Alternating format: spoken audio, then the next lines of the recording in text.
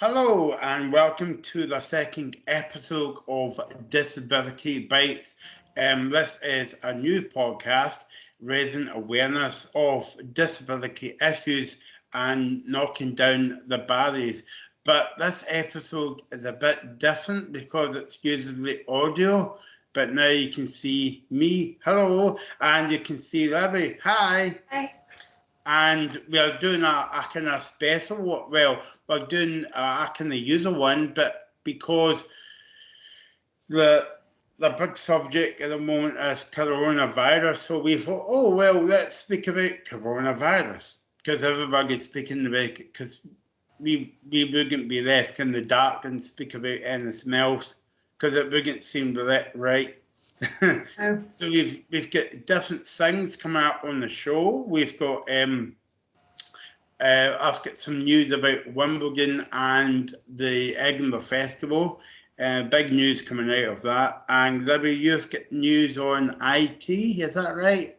yeah. So at the Scottish Commission for People with a Learning Disability, we have been working really hard, really, over the last couple of weeks, just to kind of get used to working from home, as I'm sure everybody is, and also to pull together the most useful resources that we can find out there in terms of accessible information and information for parents and carers and people that support people with learning disabilities. So yeah, we've also been getting to grips with Microsoft Teams and Zoom. So that's been pretty interesting. But yeah, I think we're up to date now. So, Libby, speak to us about a wee bit about coronavirus. What's your kind of whole take on the whole kind of issue? Because it's taken over the world. Yeah, it really is. Well, obviously, it's a terrible kind of time that we're living in, and I don't think anyone, like myself included, kind of quite knew that this was how it's going to be, from even 2 weeks ago. I remember, I had a day off a couple of Mondays ago, and then we had luckily set up a team WhatsApp, and we just got a message as soon as the Prime Minister's statement went out, and just said working at home for the foreseeable future. So that was pretty shocking. But I think we've just got to do our best, haven't we, and kind of come together and try and get the right information out there and get it out there quickly, um, and do what we can in that way. So I thought maybe a useful way to start would be to kind of do a bit of sort of glossary of some coronavirus terms or COVID-19 terms that are kind of coming up, and just to kind of tell you exactly what is kind of meant by them. Mhm. So I've got the sort of aid of my phone here, so I keep myself right. But yeah, so starting very simply, you've probably heard quite a few of these terms recently, unless you've been living under a rock. And we wouldn't really blame you at the moment because you don't really want to be out there. But we'll try and make this a bit clearer. So, what is coronavirus? Well, we hear the term coronavirus, we hear the term COVID-19. Um, my understanding of COVID-19 is that that's the most kind of scientific term for the virus. And coronavirus is a sort of general term, so they're almost used interchangeably, which can sometimes be a bit confusing. But it's an illness that affects your airways and your lungs, and the main symptoms are a high temperature and a new continuous cough. So, what can you do to avoid getting coronavirus? Well, as we've all been told, stay at home, only go out if it's essential for exercise, to get shopping, to help vulnerable people. Wash your hands regularly, and particularly if you've been out, as soon as you get home. And we've also heard about social distancing and about staying those 2 meters away from people. But there's a bit of a dispute at the moment because now they're saying that people should stay 10 meters away because of people coughing and things like that. So I think I've not heard the latest advice on that one, but I think the general message is just to not get close to people. So I think the confusing thing for me actually is around what self-isolation means versus social distancing versus lockdown. And I think these terms are being kind of bandied about, but they're actually quite different things. Um, So self-isolation basically means what you should do if you think you or somebody who you live with in your household has got the coronavirus, then you self-isolate. So if you live on your own, that means staying at home for 7 days. And if you live with somebody else, it means staying at home for 2 weeks or possibly longer, because you have to do it from the day when you first got symptoms. You then have to start counting. So that could be quite a long time for some people, particularly if you live with a lot of people. And that means that you shouldn't leave your house for any reason. You should get people to bring your shopping. Anyone that drops anything off, they leave it outside the door, and you don't come into contact with anybody unless you've got a medical emergency and you need to go to hospital or seek medical help. So the other term is shielding. Don't know whether you've heard of that term recently, Michael. I have, yeah, a wee bit, yeah, yeah, and I'm starting to know a bit about it, but yeah, I mean, because there's a lot of words out there at the moment that people don't realise, so yeah. I think the tricky thing about shielding is I initially, when I heard it, I thought it was something to do with what we, the general population, do to protect vulnerable people. But I think what they're saying it refers to is some people who are classed as extremely vulnerable to coronavirus. So people who are elderly, 70 plus, people who've had an organ transplant, people who are recovering from or receiving treatment for cancer, people who've needed steroids or hospital treatment for asthma or cystic fibrosis. I can never say that. People with rare diseases that make infections more likely, so severe combined immunodeficiency or homozygous sickle cell disease. Oof. People who've got kidney dialysis, people who are pregnant, have heart disease or other heart problems. So it's actually quite a big list, which I'm sure affects quite a lot of people. And these people should be shielding. And what that means is you're basically in social isolation for 12 weeks at the moment. I mean, that could change. We just don't know. It's changing daily. So that means, like self-isolation, you basically stay in your house. You don't come into contact with anyone else in your household. Even people within your household, you try and keep a distance from, doing things like using different towels, trying to use a different bathroom if it's possible, disinfecting surfaces. You certainly don't see anyone outside your house. Get things delivered. Don't come into contact with anyone at the door. And again, only leave if it's a medical emergency. So yeah, you've got self-isolation for when you or someone in your family thinks they've got coronavirus. You've got shielding. If you come into a vulnerable group, you should be shielding. And then you've got social distancing, which I'm sure a lot of us, there's a danger with social distancing is it's become a sort of joke, hasn't it? I don't know if you've seen on social media, there's been a lot of kind of silly memes and GIFs and things about it. But actually it's a really serious and effective thing that we can all do to try and prevent the spread. So social distancing, the kind of official definition, is basically don't see your friends or family, don't visit your friends or family, only go out once a day for exercise, so like a walk, a jog, a cycle. Go to the shops as little as possible, e.g. just once a week to get your weekly shot. And when you pass people in the street, try and maintain that 2 meter plus distance.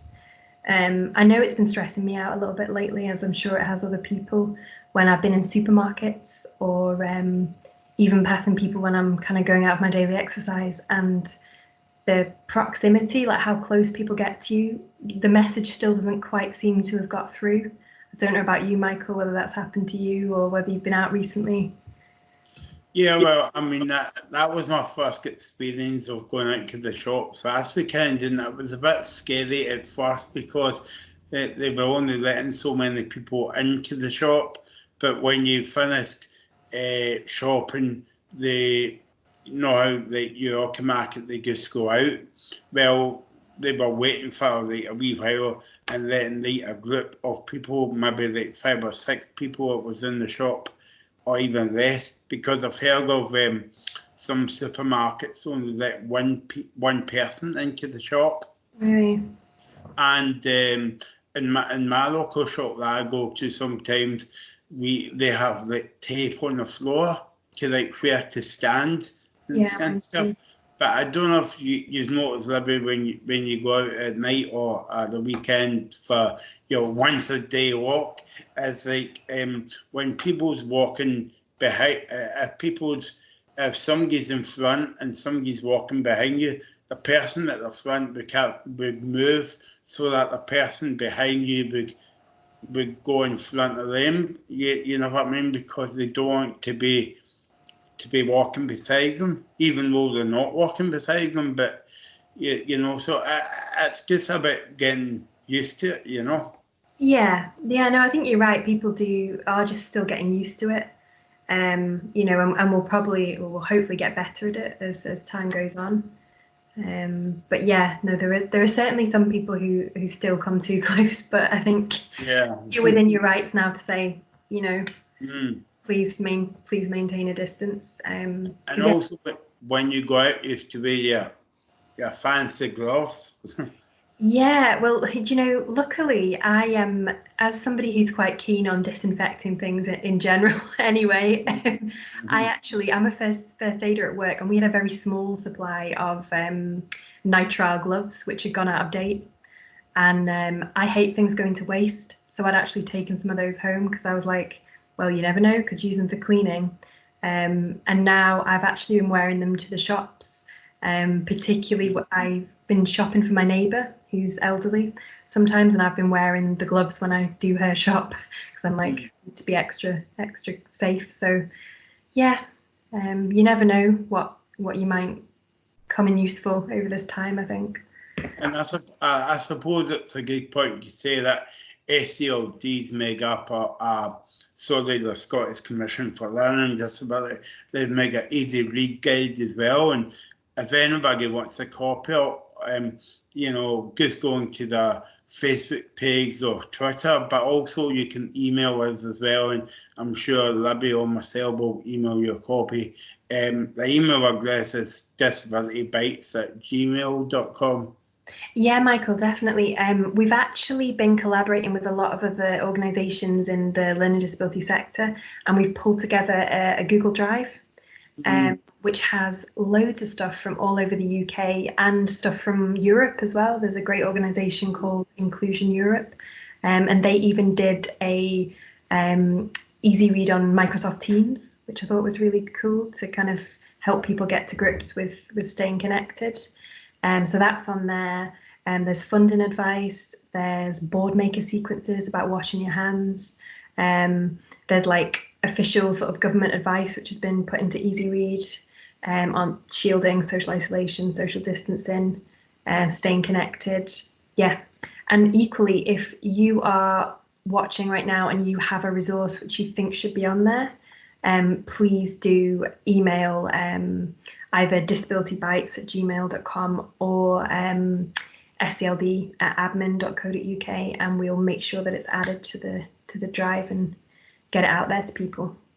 And also, you want to get, I suppose that's a good link because you wanted to speak about IT equipment. I mean, there's lots of software out there that I'm sure like you didn't know about 3 or 4 weeks ago. Yeah, definitely. So things like Zoom, I guess, are kind of now sort of a mass market thing. I know, like at work, we had a huge conference, the IACID 2019, and SLD was part of the local organising committee, and we used Zoom for that. So that was my kind of first interaction with Zoom. And now it seems like everybody from my friends to work engagements to my Zumba class is now on Zoom. So I think it's a great tool. You can have a free account, and then I think if you want to do longer calls or with more people, I think over 100 or something like that, you then need to start paying, which I think a lot of people have started to do. I guess the only thing with Zoom is just to be like aware is that the privacy on it is not always get like 100%. So you should be kind of careful when showing, probably not reading my example here, but when showing the background in your video, and kind of be careful the kind of information you're sharing. It's like with anything online, you just need to be a bit more cautious in protecting your kind of personal data. And then there's Microsoft Teams, which I'm sure a lot of people might be familiar with through their work. And that's something that has become a massive part of my life, daily life in the last 2 weeks. So we kind of use that to communicate as a team, which is great. Sorry, I'm just drinking my alcohol here. Oh, sorry, water. I hope not. You're working, Michael. Yeah. This is definitely tea, I assure you. Yeah, so there's Teams. There's also House Party, which I haven't actually fully explored yet. Yeah. Which, I mean, I tried to play charades with my friend on WhatsApp video call last Saturday. And it was actually quite complicated to set up. I had to like balance my tablet on my fruit bowl, and it was Did you win? No? yeah, but I mean he's not very good at charades. Ah, right, okay. Ah, well then. But I think House Party basically makes it easier for you to play those games because it's like preloaded. And then you can watch things on it as well, like watch TV with your friends together virtually. And there's things like Facebook Live and Facebook Watch Party, things like that. So, and obviously WhatsApp video call is great. I used Facebook video call to call a friend a few weeks ago. That was good. So yeah, I think the thing is there's a massive amount of tools out there. It's just kind of a case of trying to get to grips with them. But I guess that brings up another issue because we know that people's access to technologies maybe it is not uniform. And we know that particularly more vulnerable people, older people, some disabled people might not have access that they need. I know Quarriers is running an appeal at the moment, a COVID-19 appeal, to get vulnerable people that they support technology so that they can speak to family and friends, which I mean, as we all know, is a huge part of getting through this. So yeah, I think the details of that appeal are if you visit Quarriers on Twitter. Get the Twitter handle for you. I think that when you speak about technology, I might think a bit of a dinosaur here, but they say like the world's very small because even though we're miles away from each other, but we're small when it comes to technology. Because you could be speaking to me in the Bahamas, or you know. I wish I was like. Yeah. Sure But was. yeah, so I mean but if this didn't happen like coronavirus, I don't think most of us would know about Zoom or House Party. No, I think it is good in that way. I mean, that's one of the advantages. It's really bringing people kind of together and it's getting people up to date. Because, yeah, we realise that the world is small, but it's maybe not small enough in terms of we need to include everybody when we're talking about digital technology and connectedness. So the Quarriers appeal, I've just managed to through the powers of technology. It's just at Quarriers on Twitter, and then they've got a webpage quarriers.org.uk/donate, and you can actually donate to that page to kind of help them fund getting technology out to people. So yeah, it's pretty worthwhile fund. And there was also Social Bite. No, it was Social Bite actually. They've turned their business into like a food delivery service. Right, okay, that's good. And they're also looking for donations to get food out to food banks and vulnerable people. So if you have got an income coming in and you do want to donate, then there are kind of places to donate, and we'll flag this through at Disability Bites on Twitter, and it will also be kind of through SCLD as well. So if you're looking for somewhere to donate, we'll sort that out. Yeah, I mean, it's a worrying time for everyone, but I suppose that SLG and different organisations are there to help people with learning disabilities or any type of disabilities. But um, it was good to see that more disability organisations are bringing out easy read versions. Like, for instance, Ask My Disability Cerebral Palsy, and well, they used to be called Boba Scotland up until this week, and um, now they're called Cerebral Palsy Scotland, and they brought out a easy read version as well, and the National Autistic Society has brought out easy read version. So there's different versions out there of easy read, but as I say, if you need any help, just email SLD or Disability Bites or whatever, and we're always happy to help because we're nice people. Most of the time, yeah. Yeah. So, but this coronavirus has taken over events as well, Libby, because I don't know if you, I mean, there was big news this week about Wimbledon has been cancelled. And I can't believe that Wimbledon's been cancelled. Because of all my of all my time on this earth, and it's been a very short time because I'm a young guy. I was hoping that you would say that, Libby, instead of me. But Want to it's always, interrupt you, Michael? yeah, it's always been on, and it was always a highlight of my summer holidays. For me, I always used to get quite annoyed because it took off all the good children's TV when I was growing up. And I'm not a massive tennis fan, but I agree with you. It's shocking. I just the kind of world that we're living in, where there's food parcels going out and stuff, is yeah, it's a very kind of scary and strange place to be right now, isn't it? Yeah, so Wimbledon's off, but also the Edinburgh Festival's off as well. And believe it or not, it's the first time the Edinburgh Festival's been off in 70 years. I know I don't look 70, but yeah, I mean, 70 years, that's a long time. Yeah.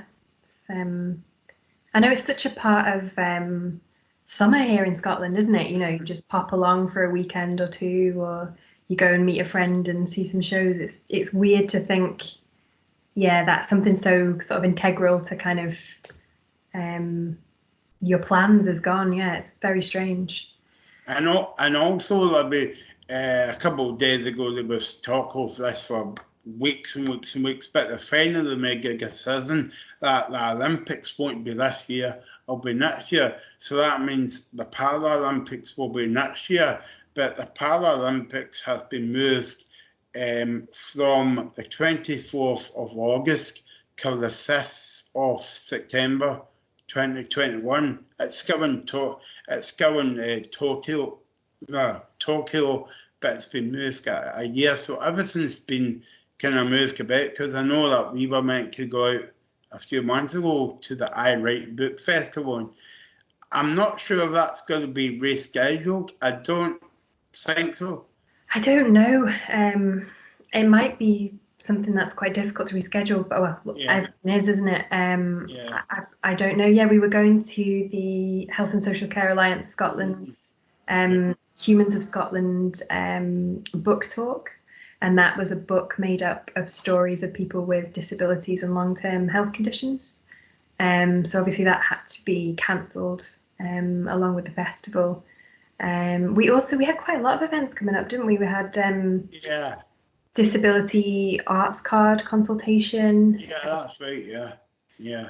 I know at work at SCLD we had a volunteering event about getting people with learning disabilities more accessible volunteering opportunities, which obviously that sadly had to be cancelled as well. So And it, I suppose it's a good thing to say, Libby, as well, about volunteering. The Scottish Government's made up a website for people if they want to be volunteers. well, you bring me to my next point, Michael. All right. So smoothly there. Yeah, about Ready Scotland. Yeah, yeah. Yeah, so as soon as I heard that the English scheme had launched, I was absolutely itching to volunteer. But I thought, wait a few days because I wanted to do something in my local community here in Scotland. So, sure enough, the Scottish Government have launched Ready Scotland. It's got loads of great resources on it, and it kind of tells you everything from how you can help your friends, family, and neighbours to how you can sign up, which I have done. And it's a volunteering scheme through the British Red Cross. And I had an email from them a couple of days ago to tell me, as I'm sure a lot of other people who've signed up did as well, to say that they're working on it at the moment and that they'll be in touch shortly with opportunities and kind of things that they need doing. So it's my understanding that that's kind of shopping for people in the community, dropping prescriptions, phoning people who are isolated. Yeah, that's very good. That's good that you're doing that, and it's open to everyone. So, disability or not, you can join. I think it's reggaescotland.org is a website. Yep, readyscotland.org. Yep, Yeah, slash coronavirus. yeah. I think the important thing to say on that as well is if you are someone who's having to shield at the moment, and you're in one of those vulnerable groups and you still want to get involved, then you can. All There, right. I never knew you could do that. Still get involved. yeah, there's home volunteering opportunities, like phoning people who are isolated, just to kind of give them a chat and a bit of a break from the day. So you can do things like that. There may well be other home opportunities, but the info's not been released yet. So as soon as we know, we'll share on Twitter, and let folks know. Okay, well, there's only so much that you can talk about in coronavirus, but we wanted to do a special one for kind of like disability led, if that makes sense. Yeah, I think maybe sort of something to just mention, like as a final point, and probably one of the most important points is we at SCLD are kind of encountering a lot of stuff around what does this mean for vulnerable adults in terms of like support packages and people's like home support and social care support. And I guess this expands to lots of other people with both a physical disability and a learning disability. And just that is to say it's a really worrying time in terms of that. And I know that the government's put advice up around that. And I was having a look like before we came on to do the podcast. And there is there's clinical guidance for home support and care support, which is up on the Scottish Government website. And again, we'll share that on our Bites Disability Twitter. And also they've done some guidance around family carers and unpaid carers, which again we'll share. But I think as well, it's quite important to share people's stories and experiences that maybe aren't getting covered Yeah. in the media. So if anyone does have an experience where they suddenly find themselves without a package of support or in a totally different situation to one they're used to dealing with, maybe just to get in touch with us and kind of share your story. Yeah. And obviously there's probably a limited amount of what we can personally do to help, but it's getting it out there to other people and to making the government and organisations aware of what the situation is for a lot of people. Yeah. Okay, well, yeah, and I would maybe say stay in touch and stay safe and healthy and stuff. And if you want to speak to someone at SLD or email us at disabilitybites@gmail.com, and I'm sure that between me and Libby, and if we don't know the answers, because we don't know everything, that we can pass information on to see who does. And follow us on Twitter, Bites Disability as well. So yeah, so we just thought we would do a video call and speak about the IT equipment instead of doing our usual podcasting. And I'm sure me and Libby will get back to the office soon, eventually one day, and do this again. But hopefully we'll do this maybe next one for whatever. But yeah, so that's all for this episode of Disability Bites. I hope you enjoyed it, and yeah, we'll speak to you soon. Bye. Bye.